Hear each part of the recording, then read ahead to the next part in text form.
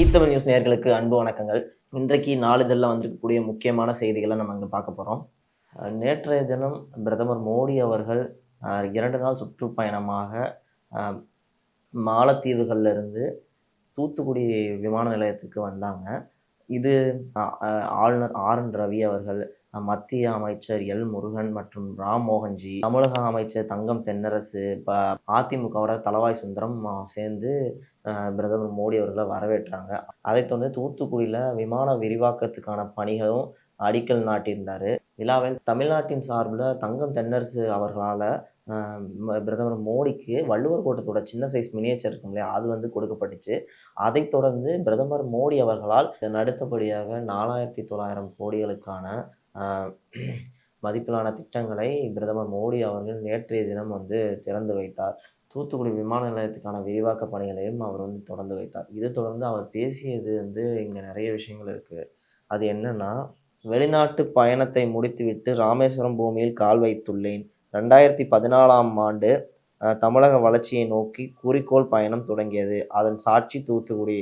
வளர்ச்சியடைந்த பாரதத்தை படைப்போம், வளர்ச்சி அடைந்த தமிழ்நாட்டை உருவாக்கும் அப்படின்னு சொல்லியிருக்காரு. அதன் பிறகு வ.உ.சியின் தொலைநோக்கு போற்றுதலுக்குரியது. கடலில் சுதேசி கப்பலை விட்டு ஆங்கிலேயருக்கு வ.உ.சி சவால் விட்டிருந்தார் எனவும் வ.உ.சியை பற்றியும் புகழ்ந்து பேசியிருந்தாரு. அதே போல இன்னொரு விஷயமும் சொல்லியிருக்காரு. தூத்துக்குடி விமான நிலையம் மேம்படுத்துதல் ஏராளமான வேலை வாய்ப்புகள் உருவாகும் அப்படின்னு சொல்லியிருக்காரு. புதிய விமான முனையத்தில் ஆண்டுக்கு இனி 20 லட்சம் பயணிகள் வந்து செல்லலாம் என புதிய விமான முனையத்தில் சுற்றுலாவுக்கு ஊக்கம் கிடைக்கும் என பிரதமர் மோடி அவர்கள் வந்து சொல்லியிருக்காரு. தூத்துக்குடி விமான விரிவாக்கத்திற்கான அடிக்கலை நாட்டினதுக்கு பிறகு அந்த ஃபங்க்ஷன் முடிஞ்சதுக்கப்புறம் பார்த்தீங்கன்னா, அங்கேருந்து பிரதமர் மோடி அவர்கள் திருச்சி சென்றார். திருச்சி சென்றவுடன் அதிமுகவின் பொதுச் செயலரான எடப்பாடி பழனிசாமி அவர்களை வந்து சந்திக்கிறாரு. இருவருக்குமான ஒரு சுவாரஸ்யமான சந்திப்பு நடந்ததா தெரிவிக்கப்படுது. அந்த சந்திப்பின் போது எடப்பாடி பழனிசாமி அவர்கள் என்ன பண்ணியிருக்காருன்னா, ஒரு மனு ஒன்று கொடுத்துருக்காரு. அது அரசியல் சார்ந்த மனுவா, அது தமிழக வளர்ச்சிக்கான மனுவா பார்க்கப்படுது.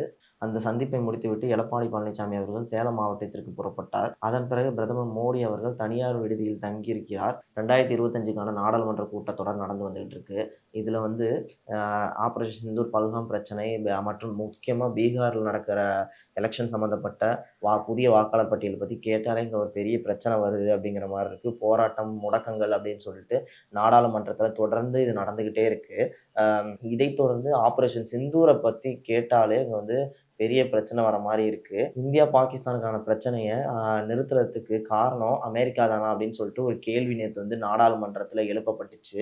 அதற்கு மத்திய வெளித்துறை அமைச்சர் இணை மந்திரி கீர்த்தி வர்தன் சிங் பதிலளித்துள்ளார். அது என்ன பதில்னா, சண்டை தொடங்கிய மறுநாளிலேயே இந்தியாவின் முழு நோக்கம் நிறைவேறிவிட்டது. பாகிஸ்தான் கேட்டுக்கொண்டதின் பேரில் இந்தியா பாகிஸ்தான் இராணுவ நடவடிக்கைகளுக்கான தலைமை இயக்குனர் நேரடியாக தொடர்பு கொண்டு பேசினார். அதில் சண்டை நிறுத்தம் செய்ய முடிவு செய்யப்பட்டது. பாகிஸ்தானுடனான அனைத்து பிரச்சனைகளையும் இருதரப்பினர் பேசி தீர்வு காண்போம் என அமெரிக்க ஜனாதிபதியிடம் பிரதமர் மோடி தெளிவாக தெரிவித்துவிட்டார். இந்த நிலைப்பாடு அனைத்து நாடுகளிடமும் தெரிவிக்கப்பட்டுள்ளது. இவ்வாறு அவர் கூறியுள்ளார். இது சார்ந்துதான் அவர் வந்து இந்த மாதிரி பிரச்சனையை சார்ட் அவுட் பண்ணதான் வந்து சொல்லியிருக்காரு. அடுத்தபடியாக நாடாளுமன்றத்தில் 100 நாள் வேலை திட்டத்தை பற்றியான ஒரு சில விஷயங்கள் வந்து பேசப்பட்டுச்சு. அது என்னன்னா, 100 நாள் வேலை திட்டங்களுக்கு எப்படி வந்து நிதி ஒதுக்கீடு பண்ணீங்க, எப்படி வந்து மணியை வந்து கிளாசிஃபிகேஷன் பண்ணீங்க அப்படின்னு சொல்லிட்டு எதிர்க்கட்சிகள் வந்து கேட்டிருக்காங்க. அதற்கு மாநிலவையில் மத்திய ஊரக மேம்பாட்டுத்துறையின் அமைச்சர் கமலேஷ் பஸ்வான் அப்படிங்கிறவர் வந்து பார்த்தீங்கன்னா, ஒரு பதிலில் வந்து எழுத்துப்பூர்வமாக சொல்லியிருக்காரு. அந்த அறிக்கையில் என்ன போட்டிருக்குன்னா, கடந்த 5 ஆண்டுகளில் இந்த திட்டத்துக்கு பட்ஜெட் மதிப்பீடு படிப்படியாக அதிகரித்து இருக்கிறது. அதே நேரம் அரசின் நிதி ஒதுக்கீடு சரிந்து வருவது கண்டறியப்பட்டுள்ளது. கொரோனா ஊரடங்கால் 2020 முதல் 21ஆம் ஆண்டு நிதியாண்டில் புலம்பெயர் தொழிலாளர்கள் சொந்த ஊரிலிருந்து இந்த நிதி ஒதுக்கீட்டுக்காக 1,11 லட்சம் கோடி விதிக்கப்பட்டுள்ளதாக அவர். அடுத்தபடியாக திமுகவின் தலைவரும் முதலமைச்சருமான மு.க. ஸ்டாலின் அவர்கள் கொஞ்ச நாளைக்கு முன்னாடி அப்போலோ மருத்துவமனையில் அட்மிட் ஆயிருந்தார். இப்போது அவர் வந்து பார்த்திங்கன்னா வீட்டுக்கு திரும்பி வந்துட்டார். அவரு வந்ததுக்கப்புறம் ஒரு அறிக்கையை விட்டிருக்காரு. அது என்ன அறிக்கைன்னா, கழக உடன்பிறப்புகள் களத்தில் ஓய்வின்றி களமாடிக் கொண்டிருக்கும்போது, மருத்துவர்கள் வற்புறுத்தினாலும் எனக்கு மருத்துவமனையில் ஓய்வெடுக்க விருப்பமில்லை. உறுப்பினர் சேர்க்கையில் 150 தொகுதிகளில் இலக்கை எட்டிய இன்ப செய்தியை மண்டல பொறுப்பாளர்கள் பகிர்ந்தனர். ஓரணியில் தமிழ்நாடு அ முன்னெடுப்பு குறித்து ஆலோசனையை வழங்கிய உற்சாகம் பெற்றேன் என மு.க.ஸ்டாலின் அவர்கள் தெரிவிச்சிருக்காரு. இது மட்டுமின்றி நேற்றைய தினத்தில முதலமைச்சர் மு.க.ஸ்டாலின் அவர்கள் வந்து திமுக நிர்வாகிகளுடன் வந்து ஒரு ஆலோசனை வந்து சின்னதா அவங்க வீட்டிலேயே வந்து ஒரு கூட்டம் ஒண்ணு நடத்தியிருக்காரு. கும்மிடிப்பூண்டியில ஒரு சிறுமி வந்து பாலியல் வன்கொடுமைக்கு ஆளாக்கப்பட்டாங்க. அவங்கள பாலியல் வன்கொடுமை செய்ய அந்த நபர் வந்து பார்த்தீங்கன்னா, கொஞ்ச நாளைக்கு முன்னாடி தலைமறைவா இருந்தாங்க. அப்புறம் காவல்துறையில இது வழக்கு வந்து பதிவு செய்யப்பட்டுச்சு. அந்த வழக்கு பதிவு செய்யப்பட்டதுலேருந்து ரொம்ப நாளா வந்து இவர தேடிக்கிட்டே இருந்தாங்க. அதாவது அந்த நபர.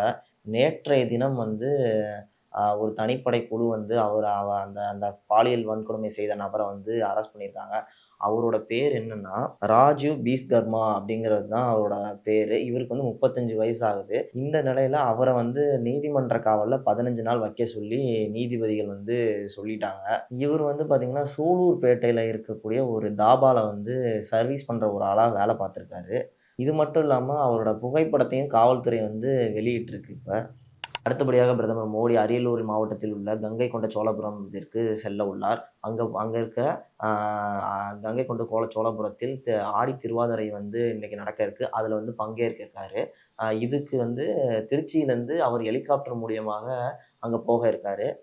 அதைத் தொடர்ந்து பிரதமர் மோடி அவர்கள் சாலை வலம் வரதா இருக்காரு. அடுத்தபடியாக தாவேகா கட்சிக்கு நிர்வாகிகள் இருக்காங்களே, அவங்களுக்கு அக்கட்சியின் பொதுச் செயலாளர் புசி ஆனந்த் வந்து ஒரு சில அறிக்கையை விட்டிருக்காரு. அது என்னன்னா, தற்போது சட்டமன்ற தேர்தல் பரப்புரை காலம். கூடுதல் விழிப்புடன் இருக்க வேண்டிய வேளை. கட்சியின் கொள்கைகள், கோட்பாடுகள் மற்றும் குறிக்கோள்களை நற்பெயருக்கு களங்கம் ஏற்படுத்தும் விதமாக கட்சி தோழர்கள் ஒருபோதும் செயல்படக்கூடாது. கட்சி தலைமையால் முறைப்படி அறிவிக்கப்படாத, அனுமதிக்கப்படாத வேறு விஷயங்களோ, புகைப்படங்களையோ, ஸ்டிக்கர்களாகவோ, வேறு வடிவங்களாயோ கட்சி நிகழ்ச்சிகளுக்காக, பரப்புரைகளுக்கு அல்லது வேறு எந்த காரணத்துக்காகவும் பயன்படுத்தக்கூடாது அப்படின்னு வந்து தாவேக, அதாவது தமிழக வெற்றி கழகத்தின் பொதுச் செயலாளர் புசி ஆனந்த் வந்து சொல்லியிருக்காரு. கேரளா மாநிலம் இடுக்கி மாவட்டத்துல ஆதிரான்னு ஒரு குழந்தை. வீட்ல வந்து அந்த குழந்தைய வந்து தனியா விட்டுருக்காங்க. அப்பா, அம்மாலாம் பக்கத்துல கொஞ்சம் வேலையா இருந்திருக்காங்க. அந்த டைம்ல வீட்ல இருந்த நரம்பூட்டான் அப்படிங்கிற ஒரு பழத்த அந்த குழந்தை வந்து சாப்பிட்டுருக்கு. அதனால மூச்சுத்திணறல் அந்த குழந்தைக்கு ஏற்பட்டிருக்கு. மூச்சுத்திணறல் காரணமா இடுக்கி மாவட்டத்துல இருக்க ஒரு ஹாஸ்பிட்டலுக்கு வந்து அந்த குழந்தைய வந்து உடனே கொண்டு போயிருக்காங்க. அங்க வந்து சிகிச்சை பலன் இல்லாம அந்த குழந்தை வந்து உயிரிழந்துருச்சு. இந்த சம்பவம் அந்த ஊர் மக்கள் மத்தியிலயும், அந்த அங்க வாழ்ற மக்கள் மத்தியிலயும் ஒரு பெரிய பரபரப்பை ஏற்படுத்தியிருக்கு. ஒரு சோகமான நிகழ்வு வந்து அந்த குடும்பத்துல இப்ப அரங்கேறியிருக்கு. கர்நாடகா மாநிலம் ராய்சூர் பகுதியில கோனால் அப்படிங்கிற ஒரு ஊர்ல, அ கர்நாடகா மாநிலம் ராய்சூர் அப்படிங்கிற பகுதியில கோனால் அப்படிங்கிற ஒரு ஊர்ல ஒரு அரசு பள்ளி ஒண்ணு இயங்கி வந்துகிட்டு இருக்கு. அங்க வந்து நீங்கப்பா அப்படிங்கிறன்னு சொல்லிட்டு ஒரு தலைமை ஆசிரியர் வந்து பணிபுரிந்து வந்துட்டு இருக்காங்க. அவரு நேற்றைய தினம் என்ன செஞ்சிருக்காருன்னா, மது அருந்திவிட்டு பள்ளி வளாகத்தின் உள்ளக்க ஒரு சமையல் பகுதி ஒண்ணு இருக்கு. அங்க சமைக்கிற இடம். அந்த சமைக்கிற இடத்துல என்ன படுத்து தூங்கியிருக்காரு. மது போதையில அதுவும். இது வந்து அங்க இருக்க பொதுமக்கள், மத்த ஆசிரியர்கள், மாணவர்கள்லாம் வந்து பார்த்துட்டு, அ ஃபோட்டோஸ், வீடியோஸ்லாம் இந்த மாரி எடுத்து அது சமூக வலைதளத்தில பரவி, அந்த இடத்துல வந்து பார்த்தீங்கன்னா, ஒரு பெரிய பரபரப்பான ஒரு சூழ்நிலை நிலவிக்கிட்டு இருந்தது. இதை தாண்டி அவர் மீது வழக்கு பதிவு ஒண்ணு செய்யப்பட்டிருக்கு. எப்படி நீங்க வந்து ஒரு தலைமை ஆசிரியரா வந்து இருந்துட்டு, மது அருந்திவிட்டு நீங்க வந்து ஸ்கூலுக்கு வந்திருக்கலாம் அப்படின்னு சொல்லிட்டு வழக்கு செய்யப்பட்டிருக்கு. இது வந்து இப்ப வந்து விசாரணை தினந்தோறும் நாளிதழ்களில் வரக்கூடிய செய்திகளை தெரிந்து கொள்ள தமிழ் நியூஸை ஷேர் செய்யுங்கள், சப்ஸ்கிரைப் செய்யுங்கள், தொடர்ந்து ஆதரவு தாருங்கள். நன்றி, வணக்கம். நமது தமிழ் நியூஸ் சேனலில் உங்களது பொருட்களை வெறும் 500 ரூபாயில் விளம்பரம் செய்ய வேண்டுமா? தொடர்புக்கு 7806942275 தொடர்பு கொள்ளுங்கள்.